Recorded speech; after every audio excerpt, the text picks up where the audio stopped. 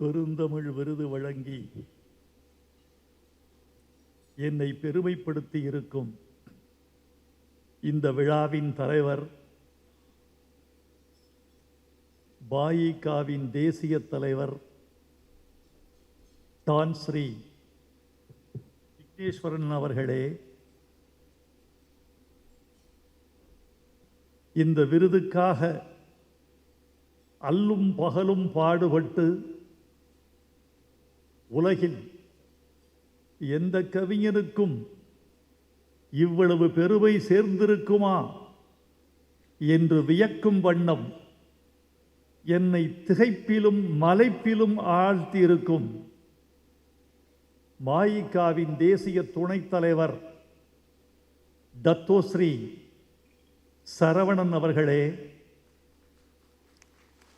Tan Sri Hanifa அவர்களே, Tan Sri Natarajan அவர்களே, என்னை இந்த விருதுக்கு தேர்ந்தெடுக்கும் மாண்புமிகு மதியுரையர் குழுவின் பேரறிஞர்களே, ஐம்பூதங்கள் குறித்து ஆய்வுரை ஆற்றி அமர்ந்திருக்கும் அறிஞர் பெருமக்களே, பெருங்கல்வியாளர்களே, பேரன்புமிக்க பெரியோர்களே, பாசத்திற்குரிய பத்திரிகையாளர்களே, ஊடகத் தோழர்களே, இன்றைய தினத்தின் வாழ்த்துக்கு உரிய எங்கள் தாய்க்குலத்து தங்கங்களே, நண்பர்களே, கவிஞர் பெருமக்களே, எழுத்தாளர்களே, படைப்பாளிகளே, உங்கள் அனைவருக்கும் எனது அன்பான வணக்கத்தை தெரிவித்துக் கொள்கிறேன்.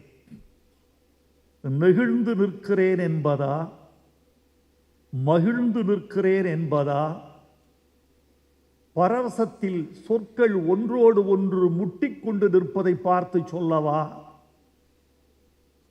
அல்லது என் இரத்தத்தின் இனிப்பு இன்னும் அதிகமாகிவிட்டது என்று சொல்லட்டுமா, அல்லது இந்த கணத்திற்கு, இந்த விருதுக்கு நீ தகுதி உள்ளவன்தானா என்ற கேள்வி எனக்குள் உள்ளாடுகிறதே, அந்த நெருடலை சொல்லட்டுமா? ஒன்றை மட்டும் சொல்லிக்கொள்ள வேண்டும் என்று ஆசைப்படுகிறேன். இந்த தருணம் என் வாழ்வின் முக்கியமான தருணம். இந்த நிமிடம் என் இலக்கிய வரலாற்றின் மிக முக்கியமான நிமிடம்.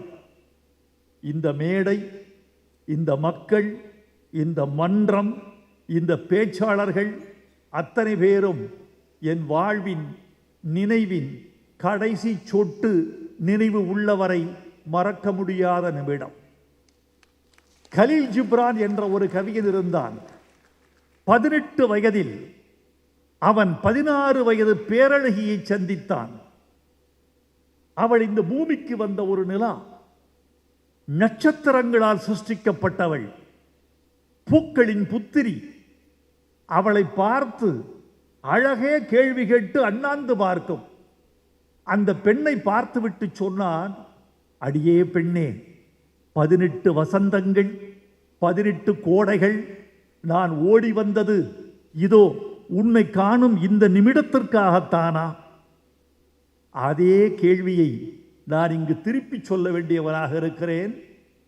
70 ஆண்டு கோடைகள், 70 ஆண்டு வசந்தங்கள், 70 ஆண்டு வெகுமானங்கள், 70 ஆண்டு அவமானங்கள், 70 ஆண்டுகளின் தூக்கமில்லாத இரவு, எழுதி எழுதி தேய்ந்த விரல், பேசி பேசி தேய்ந்த குரல், இவைகளெல்லாம் இதோ மலேசிய திருநாட்டின் இந்த பெருந்தமிழ் விருது வருகிற இந்த நிமிடத்திற்காகத்தானா என்று என் மனது பொங்குகிறது.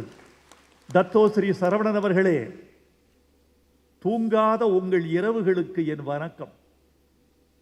வலிகொண்ட உங்கள் உடம்புக்கு என் வாழ்த்து. நீங்கள் பெற்ற அவமானங்களுக்கெல்லாம் என் கவிதைகளின் வெகுமானங்கள். உங்களுடைய உழைப்பு, ஆர்வம், இந்த துடிப்பு, ஒரு தமிழ் கவிஞரை கொண்டாட வேண்டும் என்ற இந்த வேகம், அதோடு தமிழை கொண்டாட வேண்டும் என்ற தாகம், இவைகளுக்காக தமிழ் உலகம் உங்களுக்கு கடமைப்பட்டிருக்கிறது. டான் ஸ்ரீ விக்னேஸ்வரன் அவர்களே, இந்த விழாவுக்கு நீங்கள் தோன்றா துணையாக இருந்து உங்கள் தம்பிக்கு துணை இருந்து இந்த தம்பிக்கும் துணை இருந்து எங்களை பெருமைப்படுத்திய உங்கள் அன்புக்கு நாங்கள் கடமைப்பட்டிருக்கிறோம். எங்கள் தமிழ்நாட்டு இலக்கிய உலகம் உங்களை வாயார வாழ்த்தி கொண்டாடும். உங்கள் கவிதை பெருமக்களை எல்லாம் கொண்டாடும் என்று நான் நிச்சயம் நம்புகிறேன். இதோ இந்த 2 பேர் இருக்கிறார்களே, டான்ஸ்ரீ, தத்தோஸ்ரீ, இந்த 2 பேரும் சாதாரணமான ஆட்கள் அல்ல. நான் பழகிய வரைக்கும் இவர்களை யாரும் ஆழங்காண முடியாது.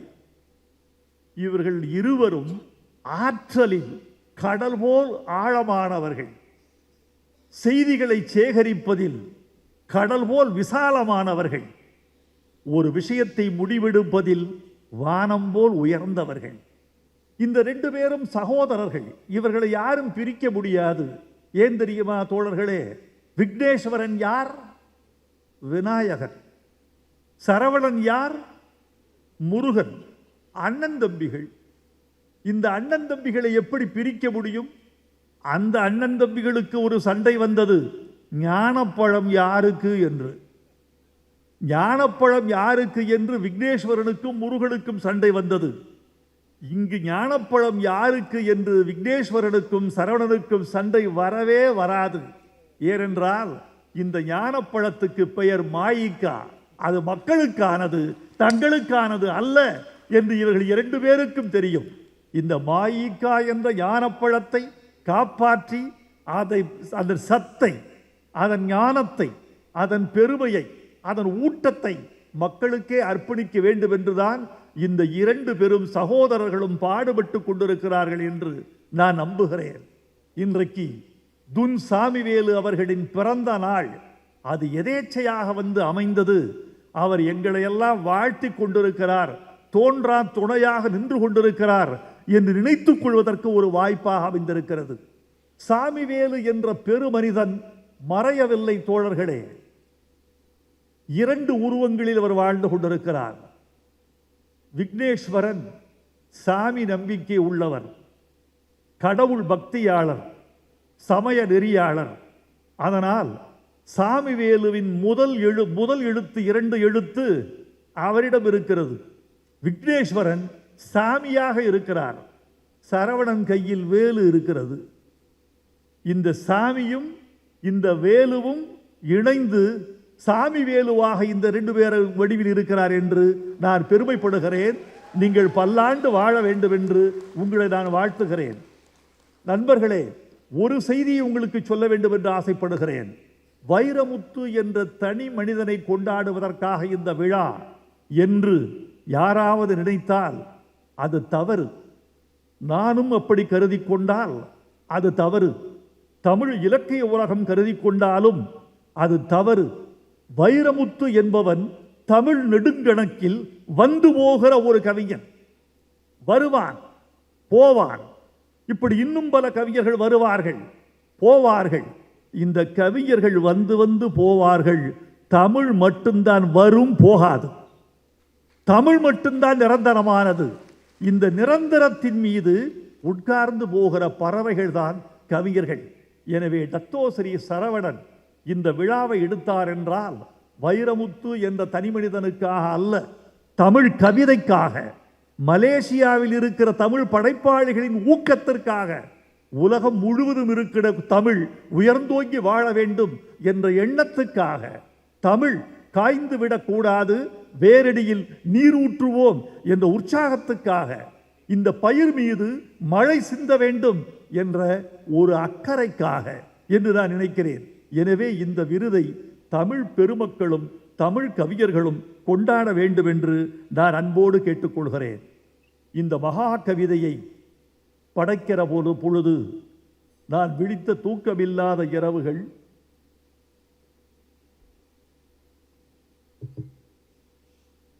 என் உடலும் மனதும் பட்ட வலி, இந்த கவிதை பெருமை பெறுமா சிறுமை உருமா என்ற சந்தேகம், இதை புலவர் உலகம் ஏற்றுக்கொள்ளுமா, இந்த அறிவியல் தமிழை செய்யுள் உலகம் ஏற்றுக்கொள்ளுமா என்ற எனது கேள்வி.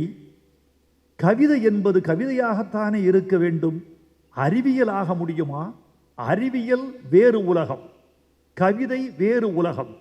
இருவேறு உலகத்து இயற்கை திருவேறு தெள்ளியராதல் வேறு என்று சொல்வது மாதிரி கவிதை வேறு உலகம், அறிவியல் வேறு உலகம். இந்த இரண்டு உலகத்தையும் இணைக்கிறானே. இந்திய சிற்பக்கலையும் கிரேக்க சிற்பக்கலையும் இணைந்தால் காந்தார கலை என்று ஆகும். ஆனால் தமிழும் அறிவியலும் இணைந்தால் கவிதையாகுமா என்ற கேள்வியை விமர்சன உலகம் வீசுமே. ஏது பதில் சொல்வேன்? அந்த கேள்வி உண்மையாகிவிடில் இந்த படைப்பின் பயன் என்ன என்றெல்லாம் தவித்திருக்கிறேன், துடித்திருக்கிறேன். அந்த கேள்விக்கெல்லாம் பதில் வைரமுத்து, உன் உழைப்பு விரயமாகிவிடவில்லை. தமிழ் வேறு அறிவியல் வேறு இல்லை. தமிழே அறிவியல், அறிவியலே தமிழ், கவிதையே ரெண்டும் என்று இந்த மலேசிய திருநாடு என்னை உச்சி போந்து வந்து பாராட்டி கொண்டாடிவிட்டது. இந்த அறிவுலகம் போற்றிவிட்டது. இது போதும் என் மகா கவிதைக்கு, இது போதும் என் விரல்களின் தேய்மானத்தில் இருக்கிற ரத்தம் இனி ஊறிவிடும் என்று நான் உறுதியாக நம்புகிறேன். நன்றி நண்பர்களே. தமிழில் இல்லாததா? இந்த நூல் வைரமுத்து என்ன செய்திருக்கிறார் என்பதை நீங்கள் உணர்ந்து கொண்டீர்கள். இங்கு பேசிய சில பேராசிரியர் பெருமக்கள் மிக அழகாக உரைத்தார்கள். தத்தோஸ்ரீ டான்ஸ்ரீ அவரிடம் சொல்லிக் கொண்டிருந்தேன், உங்கள் நாடு உங்கள் பேராசிரியர்கள் பேச கேட்டு கேட்டு திளைத்து போய், திகைத்து போய், மலைத்து போய், மகிழ்ந்து போய் அமர்ந்திருக்கிறேன். உங்கள் நாடு அறிவியலில் சிறந்த நாடு, அறிவில் சிறந்த நாடு, தமிழில் சிறந்த நாடு. இத்தனை பெரிய பேராசிரியர் பெருமக்கள் இந்த மேடையில் உரையாற்றுகிறீர்கள் என்று சொன்னால் இது அறிவிலும் வளமான நாடு, தமிழிலும் வளமான நாடு. நீங்கள் கொடுத்து வைத்தவர்கள் என்று சொன்னேன். இப்படி தமிழ் என்னும் கடலுக்குள் தரைவரைக்கும் போனவர்கள், அறிவியல் அறிந்தவர்கள், விண்ணையும் மண்ணையும் தமிழால் அளந்தவர்கள் இந்த மேடையில் என்று பேசுகிற பொழுது எனக்கு பெருமை தாங்கவில்லை. இந்த தமிழ் இப்படியெல்லாம் பேசும் என்று யாரும் கருதி இருக்க மாட்டார்கள் தோழர்களே. ஏனென்றால் தமிழில் இல்லாத பொருள் ஒன்று இல்லை. ஆனால் இதில் இல்லாத பொருள் மகா கவிதையில் என்ன இருக்கிறது என்று மட்டும் உங்களுக்கு நான் சொல்லிவிட்டு போக ஆசைப்படுகிறேன். எப்படி மாறுபட்டது? இது எதிலிருந்து வேறுபடுகிறது? இந்த மகா கவிதைக்கு எதற்கு இப்படி உச்சி போந்து உவந்து ஒரு பாராட்டு? என்ன சிங்கார கொண்டை இந்த மகா கவிதைக்கு மட்டும்? இதற்கு மட்டும் என் ரத்தன கிரீடம், இதற்கு மட்டும் ஏன் 1,00,000 வெள்ளி, இதற்கு மட்டும் ஏன் இவ்வளவு பெரிய ஆர்ப்பாட்டம் ஆரவாரம் என்று நீங்கள் கேட்டால், வைரமுத்துவுக்காக அல்ல, இதில் இருக்கும் தமிழுக்காக நீங்கள் அதை கொண்டாட வேண்டிய இடத்தில் நாம் இருப்பது நம்முடைய அறிவின் உயரத்தை காட்டுவதாக நான் நினைக்கிறேன். தமிழில் இல்லாததா? காதல் இல்லையா? வீரம் இல்லையா? தத்துவம் இல்லையா? அதில் சொல்லாத எதை இந்த தமிழ் சொல்லிவிடப் போகிறது? ஏன் இதற்கு மட்டும் இந்த ஒரு புதிய தனி கிரீடம் என்று கேட்டால் அதற்கு பதில் உண்டு. தமிழில் இல்லாத காதல் இல்லை. அதோ போகிறாளே, இவளால் தெருவில் 4-5 பேர் இறந்து போனார்கள். இவள் அழகை பார்த்து மூர்ச்சையானவன், மாரடைத்தவன், இறந்து போனவன் பல பேர். இவள் தண்ணீர் குடம் எடுத்து வீதி வழி நடந்தாள். இவள் நடந்த பொழுது அவளை பார்த்த இளைஞர்கள் மாரடைப்பு வந்து மூச்சடைத்து அழகின் ஆதிக்கம் அவளை அடித்து இறந்து விட்டார்கள். இது யார் செய்த தவறு? இது கேட்க தமிழ் கவிதை. இப்படி ஒரு தமிழ் கவிதை காதல் இருக்கு. படித்திருக்கிறீர்களா? தமிழ் அறிஞர்கள் அறிவார்கள். இப்படி ஒரு கவிதை இத்தனை பேரை கொன்று விட்டாளே, இது யார் செய்த தவறு? அதற்கு புலவன் சொல்லுகிறான், இது யார் செய்த தவறு தெரியுமா? இவள் அழகை மூடி வைக்காமல் தெருவில் விட்டது தவறு. இவளை தெருவில் பழிச்சென்று பார்த்தவர்கள், இறந்து போன இளைஞர்கள், அவர்கள் தவறல்ல. இவளை வீதியில் விட்டதும் இவள் தவறல்ல. தாய் தந்தை செய்த தவறல்ல. பிறகு யார் செய்த தவறு என்று புலவன் கேட்கிறான். மதம் பிடித்த யானை ஆற்றுக்கு தண்ணீர் அருந்த வருகிறது என்று அரசன் என்ன செய்வான் என்றால், மதம் பிடித்த யானை ஆற்றுக்கு தண்ணீர் அருந்த வருகிறது, எனவே வீதியில் உள்ளவர்களே விலகி செல்லுங்கள் என்று பறை அறிவிப்பான். முரசறைவான். பறை சத்தம் கேட்டு, முரசு சத்தம் கேட்டு எல்லோரும் ஒதுக்கிக் கொள்வார்கள். யானை தண்ணீர் அருந்திவிட்டு யாருக்கும் தீங்கு செய்யாமல் தன் தொழுவடையும். சரிதானே? இப்படி யானை, மதம் பிடித்த யானை தண்ணீர் அருந்த வருகிறது என்பதை பறையறிந்து சொல்லும் அரசனே, இவள் தண்ணீர் பிடிக்க வீதிக்கு வருகிறாள், பல பேர் சாகப் போகிறீர்கள், ஓடி ஒளிந்து கொள்ளுங்கள், இவள் தண்ணீர் எடுத்துக்கொண்டு வீட்டுக்கு போகும் வரை யாரும் வெளியில் வராதீர்கள் என்று பறை அறைந்து தெரிவிக்காத அரசரே, நீதான் தவறுடையவன். என்ன அழகு! நீயும் தவறில்லை, நின்னை புறங்கடை போதரவிட்ட நுமரும் தவறிலர், மதையழி கொள்யானை நீர்க்கு விட்டாங்கு பறையறைந்து அல்லது செல்லற்க வென்றா இறையே தவறுடையா, அரசரே தவறுடையவன். இதைவிட அழகுக்கு ஒரு பாட்டு உண்டா? உலக இலக்கியங்களில் உண்டா? இப்படி ஒரு அழகுக்கு, காதலுக்கு, ஒரு பெண்ணின் வீராப்புக்கு இப்படி ஒரு பாட்டு உண்டா? இப்படி காதலை சொன்ன தமிழ். தத்துவம் இல்லையா தமிழில்? கடவுள், டான்ஸ்ரீ இங்கே பேசினாரே, கடவுள் என்று இதில் ஒரு குறிப்பு வருகிறது, அதை ஏற்றுக்கொள். ரொம்ப அற்புதமா பேசுறீங்க. நீங்க என்ன சொன்னீங்கன்னா, இதை அவர் வலியுறுத்தவில்லை. கடவுள் கொள்கை இப்படியும் இருக்கிறது என்கிறார். என்னை பொறுத்த அளவில் சொல்கிறேன் நண்பர்களே, உங்கள் கொள்கை, உங்கள் பக்தி, உங்கள் தனிப்பட்ட சுதந்திரம், தனிப்பட்ட ரசனை, இவற்றை யார் மீதும் திணிக்காத வரைக்கும் யாருக்கும் எந்த பிரச்சனையும் இல்லை. உங்கள் மதம் உயர்ந்தது, உங்கள் கொள்கை உயர்ந்தது, உங்கள் மொழி உயர்ந்தது, நீங்கள் உயர்ந்தவர்கள் என்று சொல்வதெல்லாம் மூட நம்பிக்கை. மூட நம்பிக்கை என்பது பூனை குறுக்கே போகிற போது திருப்பி வீட்டுக்கு செல்வது மட்டுமல்ல, பள்ளி சொல்வதை கேட்பது மட்டும் மூட நம்பிக்கை அல்ல. என் மொழிதான் உயர்ந்தது, என் மதம்தான் உயர்ந்தது, யானே உயர்ந்தவன், எம் கொள்கையே உயர்ந்தது என்று சொல்லுகிற பிடிவாதம் பிடிக்கிற மனிதர்களின் இந்த கொள்கையும் கூட மூட நம்பிக்கை தான். அழகாக சொன்னார். அந்த கருத்தை, அந்த கடைசியில் சொன்ன கருத்தை நான் கூட சொல்லவில்லை. டான்ஸ்ரீ ரொம்ப அழகாக சொன்னீர்கள். நீங்கள் இப்படி ஒரு கருத்து இருக்கிறது, ஏற்போர் ஏற்க, மறுப்போர் மறுக்க, கொள்வோர் கொள்க, தள்ளுவோர் தள்ளுக, இது ஒரு கருத்து என்று சொன்னார். அதில் சொல்லப்பட்டிருக்கிற கருத்து கூட டான்ஸ்ரீ நான் சொன்னதல்ல, பேரறிஞன் ஐன்ஸ்டீன் சொன்னது. ஐன்ஸ்டீன் என்ன சொன்னான்? இந்த பிரபஞ்சத்தை நான் ஆராய்ச்சி செய்தேன், கோள்கள் குறித்து சிந்தித்தேன், இந்த பிரபஞ்சத்தின் போக்குகளை அறிந்தேன். எனக்கு இப்ப என்ன தோன்றுகிறது என்றால், கடவுள் என்று தனியாக உருவத்தோடு ஒருவர் இருப்பதாக தோன்றவில்லை. வேண்டுமானால் இந்த பிரபஞ்சத்தின் இயக்க விதியின் ஒழுங்கு இருக்கிறதே, இந்த டிசிப்ளின், இந்த பிரபஞ்சத்தின் டிசிப்ளின், அதை வேண்டுமானால் நான் கடவுள் என்று சொல்லுவேன். இதை படிச்சுட்டு ஐயோ, நாத்திகத்துக்கும் பொதுவான கருத்து, ஆத்திகத்துக்கும் பொதுவான கருத்து, இது அறிவின் குரல், இது பகுத்தறிவின் மொழி, இது ஞானத்தின் குரல், அது அறிவியலின் வெளிப்பட்டு வந்திருக்கிறது என்று வியந்து நெகிழ்ந்து ஒரு இரவெல்லாம் தூங்காதிருந்தேன். இந்த கவிதை எழுதி முடித்து விட்டு இரவு புரண்டு படுக்கிறேன், தூக்கமில்லை, நடக்கிறேன், தூக்கமில்லை, படுக்கிறேன், தூக்கமில்லை, ஊஞ்சலாடுகிறேன், தூக்கமில்லை. எப்படி சொல்லி இருக்கிறான் ஐன்ஸ்டீன்? படிக்க படிக்க அறிவு எப்படியெல்லாம் துலக்கமாகிறது, பட்டை தீட்டப்பட்ட வைரம் போல் படிக்க படிக்க அறிவு எப்படி மின்னுகிறது என்று நான் ஆச்சரியப்பட்டு போனேன். இந்த நூலில் என்ன சொல்லி இருக்கிறது? இதில் சொல்லாத என்ன இருக்கிறது? சொன்னா, கடவுள் என்று சொன்னவுடன் உங்கள் கருத்து நினைவு வந்து விட்டது. திருமூலர் சொன்னான், அவன் சொல்லாத கருத்தா? வானுக்குள் ஈசனை தேடும் மதியிலீர். வானத்தில் கடவுள் இருக்கிறார் என்று தேடிக்கொண்டிருக்கிற மானுடா, தேனுக்குள் இன்பம் சிவப்போ கருப்போ?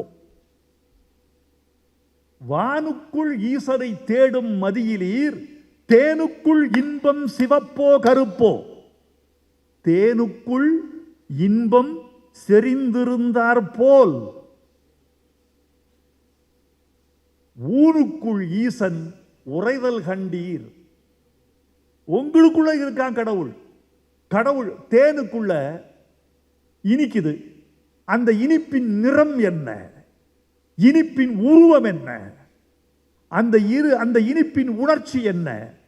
துய்க்கத்தான் முடியும். நீங்கள் அதை உணர முடியும், உணர்த்த முடியாது. கடவுளும் அப்படித்தான். உணர்வோர் உணர்க, உணராதோர் யாரையும் கேடு செய்யற்க. இவ்வளவுதான் வாழ்க்கை.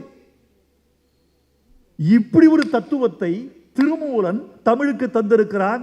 இதைவிட இந்த நூல் என்ன சொல்லுகிறது? வீரம். குளமுற்றத்து துஞ்சிய கிள்ளி வளவன் என்ற சோழன் இறந்துட்டான். அவனை யாருமே வெல்ல முடியாது. படைக்களத்தில் அவரை வென்றவர் கிடையாது. எந்த பகைவனும் அவனை வாழ் கொண்டு அறுக்க முடியாது, வேல் கொண்டு எய்ய முடியாது, வில் கொண்டு துளைக்க முடியாது. எந்த ஆயுதத்திற்கும் எந்த பகைவனுக்கும் அவன் கட்டுப்பட்டவன் அல்ல. அத்தனையும் உடைக்கிறவன். எப்படி செத்தான்? புலவனுக்கு சந்தேகம் வந்துருச்சு. எப்படி செத்தான்? வீரத்துக்கு தமிழன் சொன்னதை பாருங்க. சொன்னா யமன் தான் அவனை ஜெயிச்சுட்டான். யமன் ஜெயித்து விட்டானா? யமன் தான் ஜெயிச்சுட்டான். சண்டை போட்டா யமன் வந்தாவது சண்டையிடுவதாவது சோழன் குளமுற்றத்து துஞ்சிய கிள்ளி வளவனை கொல்வதாவது. யமனெல்லாம் வந்து அவனை ஜெயிக்க முடியாது. யமனும் ஜெயிக்க முடியாது, யமனும் ஜெயிக்க முடியாது. பிறகு எப்படி செத்தான்? அவன் என்ன பண்ணா? கொடை வள்ளல் இந்த கிள்ளி வளவன். யமன் மாறு வேஷம் போட்டு வந்திருக்கிறான். நான் ஒரு பாணன், பாட்டு பாடி பிழைக்கிறவன். அரசே, உங்கள் மீது ஒரு பாட்டு பாடுகிறேன், எனக்கு ஒரு பிச்சை கொடு என்று கேட்டிருப்பான். ஓ, பாட்டு அழகாக இருக்கிறது, என்ன பிச்சை வேண்டும் என்று அவன் கேட்டிருப்பான். அந்த யமன், மாறு வேஷம் போட்ட யமன் கேட்டிருப்பான், உன் உயிரை பிச்சை கொடு, உன் உயிரை பிச்சை கொடு என்று கேட்டிருப்பான். கிள்ளி வளவன் உயிரை தந்திருப்பான், செத்திருப்பான். இவன் யமனெல்லாம் வந்து ஜெயிக்க முடியாது. சற்றன்றாயினும் செயற்தன்றாயினும் உற்றன்றாயினும் உயிரின்று மாதோ பாடுனர் போல கைதொழுதேத்தி இறந்தன்றாகல் வேண்டும். புலந்தார் மண்டவர் கிடக்கும் தானை திண்டேர் வளவர் கொன்ற கூற்றே. காதல், வீரம், ஈகை, சமயம், கொடை, காமம் தமிழில் சொல்லாததா? இது என்ன சொல்லுகிறது என்றால், இத்தனையும் இருந்த தமிழில் நவீன அறிவியல் இல்லை என்று கவலைப்பட்ட போது பிறந்ததுதான் மகாகவிதை. இந்த மகாகவிதை பெரியது, இந்த மகாகவிதை உயர்ந்தது. நீங்க உட்கார்ந்து இருக்கிறீங்கள, இந்த உண்மையை சொல்றேன். நீங்கள் அமர்ந்திருக்கிறீர்கள் எதன் மீது? ஒரு நாற்காலியின் மீது. அந்த நாற்காலி எதன் மீது கிடத்தப்பட்டிருக்கிறது? தரை மீது. அந்த தரையோடு சேர்த்து உங்கள் ஆயுளை எண்ணி பார்த்தால் எவ்வளவு தெரியுமா? நீங்கள் எதன் மீது தெரியுமா அமர்ந்திருக்கிறீர்கள்? நாற்காலி மீதல்ல, தரையின் மீதல்ல, 450 கோடி ஆண்டுகளின் மீது நீங்கள் அமர்ந்திருக்கிறீர்கள்.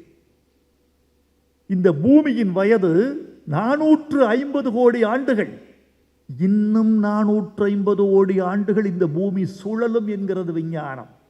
இதை சொல்லியிருக்கிறான் வைரமுத்து மகாகவிதையில்.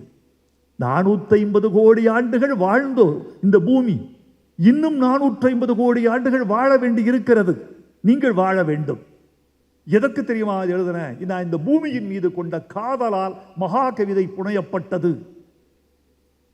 ஓசை பெற்றுயர் பார்க்கடல் ஊற்றொரு பூசை முற்றவும் நக்குபு புக்கன ஆசை பற்றி அறையல் ஊற்றேன் மற்றி காசில் கொட்டத்து ராமன் கதையரோ என்று கம்பன் கேட்டான். ஏனடா எழுதினான்? ராமன் கதையை எழுத வேண்டும் என்று ஆசைப்பட்டு எழுதினேன். பூமியை காப்பாற்ற வேண்டும். இந்த பூமிதான் மனித ஜீவராசிக்கு உள்ள ஒரே ஒரு கோள் என்று அஞ்சி அஞ்சி நடுங்கி நடுங்கி காதலித்து காதலித்து துக்கித்து துக்கித்து விக்கித்து விக்கித்து எழுத்தெண்ணி எழுத்தெண்ணி சொல்லெண்ணி சொல்லெண்ணி வாக்கிய அமைதிகள் பார்த்து பார்த்து விஞ்ஞானமும் தமிழும் ஒரு உள்ளையில் கூட்டி கூட்டி இந்த நூல் படைக்கப்பட்டது. தோழர்களே, இதை தயவு செய்து ஒவ்வொரு தமிழரும் வாசியுங்கள், வாசிக்க வையுங்கள். இதை வாசித்தால் நீங்கள் அறிவாளியாவீர்கள். வைரமுத்து சொல்ற இந்த ஒரு வார்த்தை கேளு. மகாகவிதையை படித்தால் அறிவில் உங்களை யாரும் வெல்ல முடியாது. கல்லாடம் படித்தவனோடு சொல்லாடாதே, மகா கவிதை படித்தவனோடு மல்லாடாதே. அப்படி வரும். அதாவது வேறு எந்த பூமி, எந்த கிரகத்துக்கு நீங்க போக முடியாது. சூரிய குடும்பம் மொத்தம் 8 கோள், சூரியன் இல்லாமல் 8 கோள். இந்த 8 கோள்களில் பூமியை தவிர எங்கும் காற்று இல்லை, தண்ணீர் இல்லை, ஜீவராசிகள் பிறக்க வழி இல்லை. இந்த புதன் கிரகம் இருக்க, பூமிக்கு பக்கத்தில் இருக்கிற புதன் கிரகம், இதை சொன்ன நீ ஆச்சரியப்படுவீங்க. புதன் கிரகத்துக்கு குடி போகலாமா மனிதன்? இதை மட்டும் சொல்லி கொஞ்சம் விடைபெற வேண்டும் என்று ஆசைப்படுகிறேன். எனக்கு உங்களை பார்க்க பார்க்க பேசுவதற்கு ஆசை அதிகமாகிறது. இப்படி ஒரு கூட்டம் தத்துவஸ்ரீ எவனுக்கும் கிடைக்காது. இப்படி ஒரு அறிவார்ந்த கூட்டம், இப்படி ஒரு திருக்கூட்டம், தமிழை காதலிக்கிற கூட்டம், அறிவை ஆராதிக்கிற கூட்டம், ஒரு பேச்சாளன் பேச பேச கரவொலி செய்கிற கூட்டம், இடியோசை கேட்கிற கூட்டம். இவர்கள் இதயமெல்லாம் கண்களில் துடிக்கிறது எனக்கு தெரிகிறது. இவர்கள் மூளையெல்லாம் நெற்றியின் மையத்தில் சுடர்வது தெரிகிறது. இவர்கள் செவிகளெல்லாம் 1000 செவிகளாய் மாறிவிட்டது என்னால் உணர முடிகிறது. அசைவு இல்லை, இவர்களுக்கு இயக்கம் இல்லை. இருதயம் துடிக்கிறது, செவிகள் கேட்கின்றன. இந்த 2 புலன்களை தவிர எந்த புலனும் இவர்களுக்கு வேலை செய்யவில்லை. இப்படி ஒரு கூட்டம்தான் ஒரு பேச்சாளன், சுண்டி எடுக்கிற பேச்சாளன் பேசுகிற கூட்டம். இந்த கூட்டத்தின் நான் அதிகம் பேசினால் ஆபத்து எனக்கல்ல, உங்களுக்கு அழகான சாப்பாடு காத்திருக்கிறது. அதில் எனக்கும் கொஞ்சம் பங்கு இருக்கிறது. நான் எவ்வளவு நேரம் பேச வேண்டும் என்று கேட்டேன். பேசுங்கள், விருப்பப்படி பேசுங்கள். எவ்வளவு நேரம் பேச முடியும் என்று கேட்டேன்.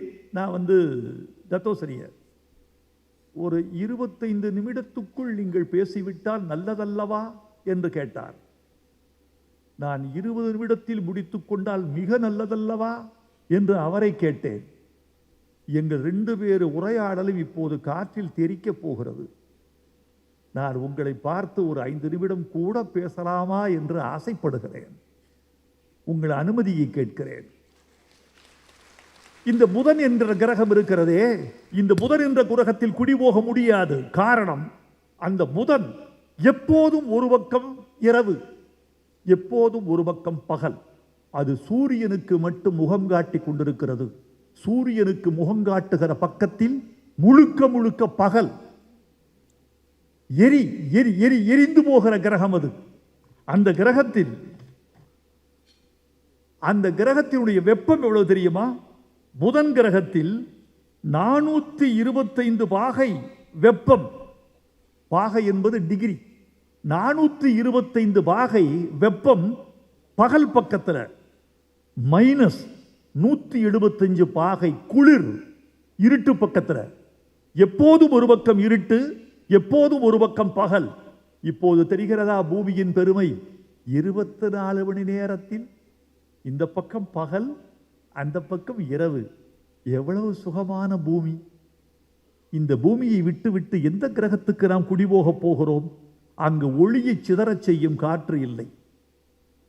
காற்றுக்கு இருக்கக்கூடிய மிகப்பெரிய வேலை சுவாசிப்பது என்று நினைத்துக் கொண்டிருக்கிறீர்கள். இல்லை, ஒளியை சிதறச் செய்வது, ஒளியை அதிரச் செய்வது காற்றுதான். காற்று இல்லாவிட்டால் ஒளி இல்லை. காற்று இல்லாவிட்டால் ஒளியின் பயணம் இல்லை. காற்று இல்லாவிட்டால் இந்த பூமி வெறும் மயானம், சுற்றுகிற மயானம், நிசப்த அமைதி கொண்ட மயானம்.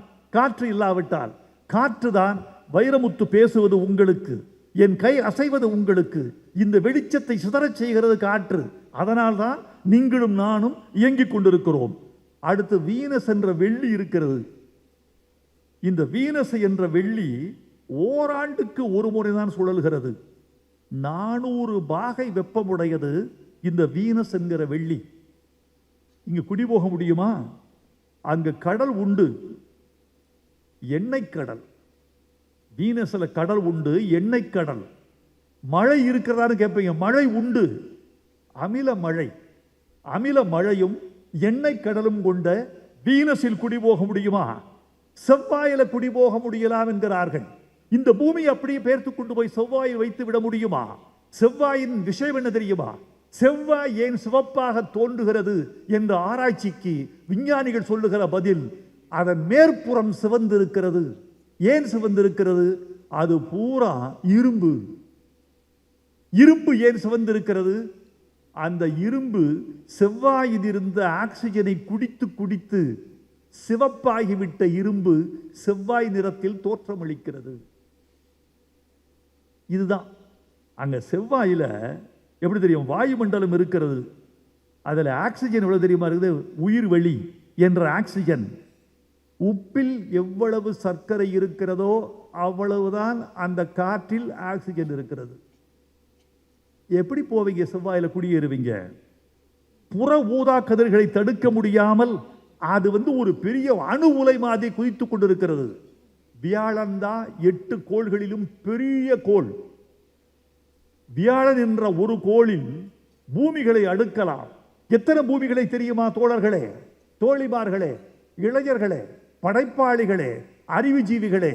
ஒரு வியாழன் என்ற கோளில் மட்டும், பெரிய கோள் என்பதனால் 1300 பூமிகளை அடுக்கி வைக்கலாம். ஆனால் என்ன தெரியுமாச்சு? அது வெறும் நச்சு சகதி. அம்மோனியா, ஹைட்ரஜன், மீத்தேன், இந்த மூன்றும் கலந்த நச்சு சகதி 10,000 கிலோமீட்டர் வரைக்கும் நச்சு சகதி. அதற்கு கீழே பாறைகள், எரிகிற பாறைகள், பாறைகள் உருகி நதியாக ஓடும் வெப்பம். இந்த வியாழனை பற்றி ஒரு தகவல் சொல்லியிருக்க. இந்த 8 கோள்களில் எல்லாம் கோள். சூரிய குடும்பத்தில் சூரியன் ஒன்றுதான் நட்சத்திரம், ஸ்டார். சூரியன் ஒன்றுதான் நட்சத்திரம், மற்றதெல்லாம் கோள்கள். இந்த 8 கோள்களில் நட்சத்திரமாவதற்கு வாய்ப்பு இருந்தது வியாழனுக்கு மட்டும்தான். நட்சத்திரம் ஆய்விடுமோ அப்படின்னு போயிட்டு இருக்க வழியில கிரகமா சுருங்கிடுச்சு. சில பேர் மந்திரியாக போற வழியில எம்பியாக நின்று ஓடுவான் பாருங்க. சில பேர் மேயராக போற வழியில கவுன்சிலர் ஆயிடுவான். எம்பி ஆகலாம் நினைக்கும் போது எம்எல்ஏ ஆயிடுவான். போற வழியில முடியல. பிரதமர் ஆகலான்னு போகிற போது ஒரு பெரிய மாநிலத்துக்கு முதலமைச்சர் ஆயிடுவாரு. அந்த மாதிரி நட்சத்திரமாக போகிற வழியில கிரகமாகி போச்சு வியாழன். அது குடியேற முடியாது. பூமி தாயை வணங்குவோம். இங்குதான் மரஞ்செடி கொடிகள், இங்குதான் பறவைகள், இங்குதான் காற்று, இங்குதான் தண்ணீர். அலையிடிக்கும் கடலும் சுடர் கொளுத்தும் சூரியனும் நம் மீது உரசி போகும் மழையும் அன்பும் ஆதரவும் இன்னும் குளிரும் இதமும் இப்படி கூடி கிடக்கிற இந்த பூமியை விட்டு விட்டு எங்கு சேர்ந்து சேரப்போகிறீர் மனிதா என்று கேட்கிறது இந்த மகா கவிதை. உலக நாடுகளுக்கு எச்சரிக்கை செய்கிறது. இங்கு ஒரு அறிஞர் பேசுகிற போது சொன்னார், தமிழனுக்கு கிடைத்த மிகப்பெரிய அறிவு புத்தகம் இந்த மகா கவிதை என்று சொன்னார். ஐயா, தமிழில் இருக்கிற வரைக்கும் தான் இது தமிழனுக்கு உரிய புத்தகம். எந்த மொழியில் மொழிபெயர்க்கப்படுகிறதோ அந்த இனத்துக்கு உரிய அறிவு இது. அந்த இனத்துக்கு ஆகிவிடும். எனவே இந்த நூல் ரொம்ப அழகாக ஐயா இக்பால் ஐயா சொன்னார் நினைக்கிறேன். இந்த நூல் மொழிபெயர்க்கப்பட்டால் தமிழனுடைய அறிவின் விசாலத்தை உலகம் அறிந்து கொள்ளும் தோழர்களே. தமிழன் உலகுக்கு கொடுத்த கொடை என்ன என்று இந்த உலகம் அறிந்து கொள்ளும் தோழர்களே. இதில் தண்ணீரை பத்தி சொல்றேன். தண்ணீரை பத்தி சொல்றேன். உயிர்களின் மூலமே தண்ணீர் தான். கல், தீ, நிலம், இதை பற்றிய வரிசை முறையெல்லாம் கேட்டாங்க. நான் ஒன்று சொல்றேன் உங்களுக்கு. நாமெல்லாம் யாருக்கு பிறந்தவர்கள் தெரியுமா? குரங்கிலிருந்து மனிதன் பிறந்தான்னு சொல்லிக்கிட்டு இருக்காங்கல்ல, தப்பு. நாமெல்லாம் கல்லிலிருந்து பிறந்தவர்கள். இதை நான் சொல்லியிருக்கேன். இந்த நூலில் புதுசா என்ன சொல்லியிருக்கேன்னு கேட்குறாங்கல்ல, அவர்களுக்கு நான் சொல்றேன், மனிதன் கல்லிலிருந்து பிறந்தவன். பூமியில நெருப்பு குழம்பு கல்லாச்சு. பல வருஷம் இந்த பூமி ஒளி இல்லாமல் சுத்திக்கிட்டு இருந்தது. வெறும் மயான பூமி சுத்திக்கிட்டு இருந்தது. ஜீவராசிகள் எதுவுமே சுத்திக்கிட்டு இருந்தது. முதல் முறை ஒரு மழை விழுந்தது. முதல் துளி அந்த முதல் துளி மழையாச்சு, யுகம் யுகமாக பெய்கிறது. அதுக்குள்ள இந்த கல்லாச்சு, கல்லு அப்படியே நெருப்பு குழம்பு கெட்டியாக கல்லாகி விட்டது. இந்த கல்லை அறுக்கிறது தண்ணீர். மழை ரம்பம் என்று சொன்னேன், சொல்லியிருக்கேன். அந்த சொல்ல மழை ரம்பம் கல்லை அறுக்கிறது. அறுத்து அறுத்து நதி, நதி கல்லை அறுக்கிறது. மழை கல்லை அறுக்கிறது. அருவி கல்லை அறுக்கிறது. கல்லை அறுத்து அறுத்து அதில் துகளாகிறது. துகள் சலவை செய்யப்பட்டு சலவை செய்யப்பட்டு மணலாகிறது. மணலுக்குள் தாவரங்களின் மெல்லிய வேர்கள் நுழைந்தவுடன் அதிலிருந்து அந்த மணல் மண்ணாகிறது. அந்த மண்ணுக்குள் தாவரங்கள் நுழைந்து நுழைந்து அதிலிருந்து ஒரு செல் உயிர் உருவாகிறது. அந்த உயிர் கடலுக்குள் சென்று நிலத்திற்கு திரும்பி வந்து பாலூட்டிகள் வருகின்றன. மெல்ல மெல்ல வளர்ந்து குரங்கில் வந்து முடிந்து குரங்கிலிருந்து மனிதன் குதிக்கிறான். இந்த உயிருக்கு மூலம் கல். அதனால்தான் கல்லே கடவுள், கடவுளையே கல்லு.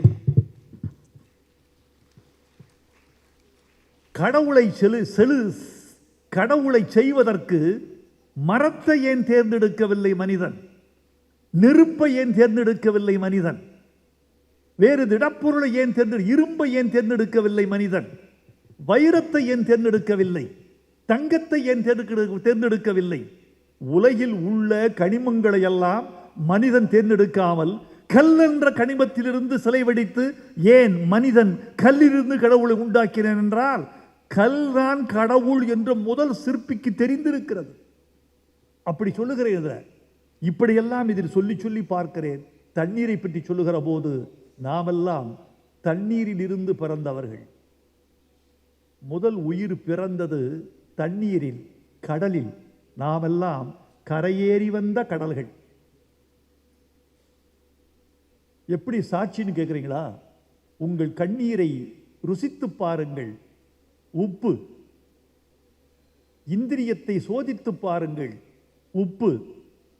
வேர்வையை ருசித்து பாருங்கள், உப்பு. இரத்தத்தை சோதியுங்கள், உப்பு. இந்த உப்பெல்லாம் கடலில் இருந்து தெரித்து விழுந்த ஜீவராசி மனிதன் என்பதற்கு அடிப்படை ஆதாரங்கள் என்று சொல்லுகிறேன். இதை உங்கள் பிள்ளைகளோடு விவாதியுங்கள், உங்கள் பிள்ளைகளை அறிவாளி ஆக்குங்கள். அதற்கு முன் ஒரு வார்த்தை. தான்சிரியோடும் தத்தோசிரியோடும் காலையில் அவரோடு சிற்றுண்டி அருந்தி கொண்டு பேசிய பொழுது நான் தீவிரமாக கேட்டேன், தமிழ் பள்ளிகள் எத்தனை, ஏன் குறைகின்றன? தமிழ் பள்ளிகள் மொத்தம் 530, இன்னும் சிலது குறைவதற்கு வாய்ப்பு இருக்கிறது, என்ன காரணம் என்று கேட்டேன். அவர்கள் சொன்ன காரணம், தமிழர்கள் குழந்தை பெற்றுக் கொள்வதில் கூச்சப்படுகிறார்கள். பிள்ளைகள் இல்லாமல் எப்படி தமிழ் பள்ளி எடுக்கும்? பெற்றோர்கள் கொண்டு போய் தமிழ் பள்ளிகளில் தங்கள் குழந்தையை சேர்க்காமல் எப்படி தமிழ் பிள்ளைகள் அங்கு படிப்பார்கள்? ஆகவே தமிழர்களே, தயவு செய்து மக்கட்பேருக்கு ஏற்பாடு செய்து கொள்ளுங்கள், நிறைய பிள்ளைகளை பெற்றுக் கொள்ளுங்கள். தமிழ் வளர வேண்டும் என்றால் தமிழன் வர வேண்டும். தமிழ் வளர வேண்டும் என்றால் தமிழ் பிள்ளைகள் வர வேண்டும். தமிழ் இனத்தையும் பெருக்கிக் கொண்டால்தான் தமிழ் மொழியையும் பெருக்கிக் கொள்ள முடியும். தமிழன் அறிவை பெருக்கிக் கொண்டால்தான் தமிழ் இந்த உலகத்தில் உயிர் வாழ முடியும். இது அறிவு தலைமுறை, கல்வி தலைமுறை. ஆகவே தமிழர்களே, இந்த அறிவு கருத்துக்களை எல்லாம் பிள்ளைகளோடு விவாதியுங்கள், பெற்றோர்கள் பேசியுங்கள். 2 நண்பர்கள் சந்தித்துக் கொண்டால் முதலில் பேசுவது அரசியல், அடுத்து ஆன்மீகம், அடுத்து சினிமா. இந்த 3 தானே பேசுகிறீர்கள். வயதுதோறும் மாறுபடும். காதல், ஒரு குறிப்பிட்ட காலத்தில் 2 பையன்கள் சந்தித்துக் கொண்டால் காதல், கொஞ்சம் வயதானால் அரசியல், அப்புறம் கொஞ்சம் அதிகமானால் ஆன்மீகம், அதற்கு கொஞ்சம் அதிகமானால் வேறு வேறு பக்தி, அது வயது அப்படி வருகிறது. 2 தமிழர்கள் சந்தித்துக் கொண்டால் திருக்குறள் பேசுங்கள், இந்த அறிவியல் பேசுங்கள், இந்த அறிவியல் தமிழை கொண்டு போய் ஒரு தலைமுறையோடு சேருங்கள் என்று உங்களுக்கு சொல்லிக்கொள்ள வேண்டும் என்று ஆசைப்படுகிறேன். நண்பர்களை, நீங்கள் கேட்கலாம், இதனால் உங்களுக்கு என்ன லாபம் என்று கேட்கலாம். இதில் எனக்குள்ள லாபம் எல்லாம் முதலில் நான் அறிவாளியாக முயற்சி செய்தது முதல் லாபம். கற்க கற்க நான் மெல்ல அறிவாளியாவதற்கான முயற்சி இது. ஏன் புத்தகம் எழுதினாய்? யான் பெற்ற இன்பம் பெருக இவ்வையகம். ஒரு ஆடு மாடு மேய்த்து கொண்டிருந்த வைரமுத்துவே அறிவாளியாக முடியும் என்றால் எங்கள் அறிவு தமிழர்கள் ஏன் அறிவாளியாக கூடாது என்று எங்கள் தலைமுறையை நான் கொண்டாடுகிறேன். இது 500 வருஷத்துக்கு மேலேயும் பேசப்படுது இந்த புத்தகம். என் எல்லா புத்தகமும் பேசப்படுமான்னு தெரியாது. ஆனால் மகா கவிதை 500 1000 வருஷங்களுக்கு கூட பேசப்படும். இதில் உள்ள கருத்துக்கள் பிற்காலத்தில் திருத்தப்படும். அப்படி திருத்தப்பட்டால் இது வாழும். திருத்த வேண்டும். இது திருத்த திருத்த அறிவு மேம்படும் என்று அர்த்தம். இந்த விஞ்ஞான முடிவுகளை நாளை ஒரு தலைமுறை மாற்றும்.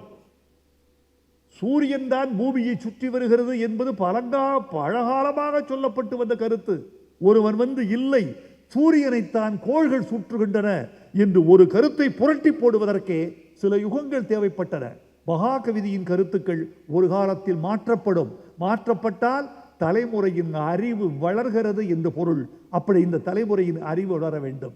நீங்கள் கேட்கலாம், பாட்டும் எழுதுகிறாய், படைப்பும் செய்கிறாய், உனக்கு எது மகிழ்ச்சி, படைப்பா பாட்டா என்று கேட்டால் படைப்பு தான் எனக்கு மகிழ்ச்சி. பாட்டு என்பது சமரசங்கள் உடையது. பாட்டு என்பது ஒரு 3-4 பேர் கூடி தீர்மானிக்கிற சம்பவம்.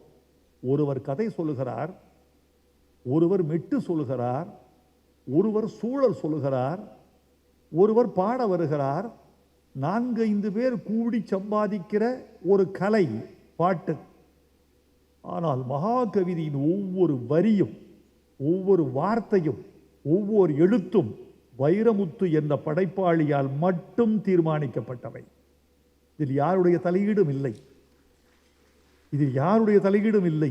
இதன் பெருமைக்கும் நானே பொறுப்பு, இதன் சிறுமைக்கும் நானே பொறுப்பு. சிறுமையை சுட்டிக்காட்டினால் என் பெருமை இன்னும் கூடும், நான் திருத்திக் கொள்வேன். ஆகவே பெரியோர்களே, சிறுமைகளை சுட்டிக்காட்டுங்கள். இந்த உலகத்துக்கு சத்தியம் மட்டுமே செல்ல வேண்டும். ஏன் பாட்டை விட படைப்பு சிறந்து தெரியுமா? ஒரு பாட்டு, முதல்வன் என்று ஒரு படம். ஒரு முதலமைச்சர் ஒரு நாள் வேலையை முடிக்கிறான், ஃபைலோட போராடுறான், மந்திரியோட போராடுறான், எல்லாம் போராடி முடிச்சுட்டு சாயந்தரம் தன் காதலியை சந்திக்க போறான். அங்க ஒரு தனியான ஒரு வெட்ட வெளி, அது ஒரு குடிசை போட்டு தன் காதலியோட இருக்கிறான். அதுக்குள்ள ஒரு பாட்டு வேண்டும் என்று கேட்டார் இயக்குனர். என்ன மாதிரி பாட்டு? ஒரு சுகமான காதல் பாட்டு சார், ஒரு கவிதை எழுதுங்கன்னாரு. எனக்கு கவிதை எழுதுங்கன்னு சொன்னோடனே மகிழ்ச்சி வந்துடும். நான் எழுதி கொடுத்தேன். ஓலை குடிசை உள்ள முதலமைச்சரும் முதலமைச்சருடைய காதலி, முதலமைச்சர் இளமையான முதலமைச்சர், அவர் சொல்றார், ஓலை குடிசை, ஒற்றை ஜன்னல், துண்டு வானம், தூரத்து மேகம், கையில் வெற்றிலை, நிறைய மல்லிகை, கிழிந்த பாயில் கிளியோ பாற்றா, இந்த வாலை குமரியும் ஓலை குடிசையும் போதும் போதும் எனக்குன்னு எழுதின. கைதட்டிட்டாங்க. ஆஹா, அற்புதம். இசையமைப்பாளர் கைதட்டினாரு, இயக்குனர் கைதட்டினாரு. அற்புதம். எப்படி சார் உட்கார்ந்த இடத்துல வருது? கவிதை எழுத சொன்னால் எழுதிடுவேன், பாட்டு எழுத சொன்னால் தாமதம். உன்னே ஒலிப்பதிவு செஞ்சிட்டோம், உன்னை கூட்டு பாடிட்டாங்க. இரவெல்லாம் ஒலிப்பதிவு. நாளைக்கு அடுத்த நாள் ஷூட்டிங், இரவெல்லாம் ஒலிப்பதிவு. 5 மணிக்கு நான் வீட்டுக்கு போகிறேன். காலையில் ஒலிப்பதிவில் முடியுது. அதிகாலை 5 மணிக்கு போகிறேன். பாட்டு பிரமாதம் சார், இந்த படத்திலே பெஸ்ட் சாங் சார் எல்லாரும் சொல்கிறாங்க. நான் வீட்டுக்கு போய் ஒரு 5 மணிக்கு போனவன் ஒரு 2 மணி நேரம் தூங்கி எடுத்துக்கலாம்னு படுக்கைக்கு போகிறேன். படுக்கைக்கு போன 10வது நிமிஷம் எனக்கு ஒரு தொலைபேசி, அவசரமாக புறப்பட்டு வாங்க. உடனே பல்லு விளக்கிட்டு திருப்பி போகிறேன். என்னன்னு, தயவு செய்து இந்த பாட்டு வேணாம் சார், பாட்டு பிரமாதம் சார், இந்த பாட்டு வேணாம் சார். ஏன்பா? அதுக்கு அவர் சொன்ன பதில், சார் இது முடிஞ்சோன்னு கிளைமாக்ஸ், இந்த காதலன் காதலி சந்தித்து முடிச்சோடனே வெடிக்க போகுது, அங்கிருந்து கிளைமாக்ஸ் ஆரம்பிக்க போகுது. இந்த பாட்டு ரொம்ப சுகமான மெலடியாக போட்டிருக்கோம், ரொம்ப ஸ்லோவாக இருக்கு, அழகாக இருக்கு. கிளைமாக்ஸுக்கு முன்னாடி இந்த மெலடியோஸ் பாட்டு இருந்துச்சுன்னா அநேகமாக தியேட்டரில் எழுந்துருவான். என் கிளைமாக்ஸை பார்க்க ஆள் இருக்காது. கிளைமாக்ஸை பார்க்க ஆள் இல்லைன்னா என் படம் எப்படி ஓடும்? இந்த பாட்டில் இருக்கிறது படத்தின் வெற்றியும் தோல்வியும். அதனால் மாற்றி கொடுங்க. எப்படி பாட்டு வேணும்? ஒரு ஃபாஸ்ட் நம்பர் சார், துள்ளல் பாட்டு, அடித்தடி கலாட்டா, கூத்து கும்மாளம் அப்படி வேணும். அதுக்கு எழுதப்பட்ட பாட்டு தான் உப்பு கருவாடு, ஊற வச்ச சோறு, ஊட்டி விட நீ வேணும் எனக்கு, முத்தமிட்டு நெத்தியில் மார்புக்கு மத்தியில் செத்து விட தோணுதடி எனக்கு. இந்த பாட்டு முதல் பாட்டு என் கவிதை. அது பலியான இடத்தில் ஒரு கூத்துப்பாட்டு. அங்கே படைப்பாளன் இல்லை, ஒரு பாடலாசிரியர் இருக்கிறான். மகா கவிதைக்குள்ளே முழுக்க முழுக்க முழுக்க ஒரு படைப்பாளி மட்டுமே இருக்கிறான். இந்த படைப்பாளி மட்டுமே இருக்கிற இந்த படைப்பை நீங்கள் கொண்டாட வேண்டும். தத்தோசரி அவர்களே, நான் என் பேச்சின் நிறைவுக்கு வருகிறேன். என் வாழ்க்கையில் இது ஒரு கல்வெட்டு. இந்த நாள் மார்ச் 8, உலகமெல்லாம் உலக மகளிர் தினம் கொண்டாடுகிற இந்த நாளில் உலக கவிதை தினம் கொண்டாடி விட்டு இருக்கிறீர்கள். தத்தோஸ்ரீ சரவணன் அவர்கள் சென்னைக்கு வந்தால் அவரை நாங்கள் பார்ப்பதே அரிதாகி விடுகிறது. ஏன் தெரியுமா தோழர்களே? மலேசியாவில் அவருக்கு எவ்வளவு செல்வாக்கோ சென்னையில் அவருக்கு அவ்வளவு செல்வாக்கு. அவரை பார்க்க வருவதற்குள் நாங்கள் இப்போது வரலாமா அப்போது வரலாமா என்று நேரம் கேட்க வேண்டியிருக்கும். நாங்கள் சாப்பாடு பரிமாற ஆசைப்படுகிறோம் என்றால் அவரிடம் தேதியும் நேரமும் வாங்காமல் அவருக்கு நாங்கள் உணவு பரிமாற முடியாது. துன் சாமிவேலுக்கு பிறகு தமிழ்நாட்டில் அறியப்பட்ட தமிழ் தலைவர்கள் இருவர். ஒருவர் டான்ஸ்ரீ நம்முடைய விக்னேஸ்வரன் அவர்கள். அரசியல் வட்டாரத்திற்கு அவரை அழகாக தெரியும். பொதுமக்கள் வட்டாரத்திற்கும் தெரிந்த ஒரு பெயர் தத்தோஸ்ரீ சரவணன் அவர்கள். உங்கள் தமிழ் கொஞ்சுகிறது, உங்கள் பேச்சை நாங்கள் ரசிக்கிறோம். இப்போதுதான் தெரிகிறது, என் கவிதைகளை களவாடியே நீங்கள் கல்யாணம் செய்திருக்கிறீர்கள். இது உத்தியோகபூர்வமாக தெரிந்த விஷயம், இது மட்டும்தான். இன்னும் என் கவிதைகளை பயன்படுத்தி என்னென்ன செய்திருப்பீர்கள் என்பதை இன்னும் ஒரு 10 வருடங்களுக்கு பிறகாவது எனக்கு சொன்னால் நானும் அந்த உத்தியை கையாண்டிருக்கலாமே என்று கவலைப்பட்டிருப்பேன். உங்கள் அன்பு வாழ்க. எனக்கு பெரிய தொகை கொடுத்துட்டீங்க. நான் இதெல்லாம் எதிர்பார்த்து வரல. ஒரு பெரிய தொகை கொடுத்துருக்கீங்க, பெரிய அன்பு செலுத்தியிருக்கீங்க. எல்லாவற்றையும் விட எங்கள் தமிழ் கவிதையை பெருமைப்படுத்திட்டீங்க. தமிழ் கவிதைக்கு ஒரு உச்சம் கொடுத்துட்டீங்க. ஒரு தமிழில் ஒரு கவிஞன் சரியாக எழுதினால் அவனுக்கு இப்படியெல்லாம் பெருமைகள் வரும் என்று வளரும் கவிஞர்களுக்கு, படைப்பாளிகளுக்கு, உலக தமிழுக்கு ஒரு உற்சாகம் கொடுத்திருக்கிறீர்கள். இந்த உற்சாகத்துக்கு விலையே இல்லை. வாழ்க மலேசியா, வளர்க தமிழர்கள், வெல்க தமிழ், வாழ்க தமிழ் பண்பாடு. இந்த விழாவுக்கு நன்றி, வந்திருக்கிற உங்களுக்கு நன்றி, பேச்சாளர்களுக்கு நன்றி, மதியுரையர் குழுவுக்கு நன்றி, இந்த ஐம்பூதங்களை பற்றி பேசிய 50 அறிஞர்களுக்கும் நன்றி. வணக்கம், வாழ்க.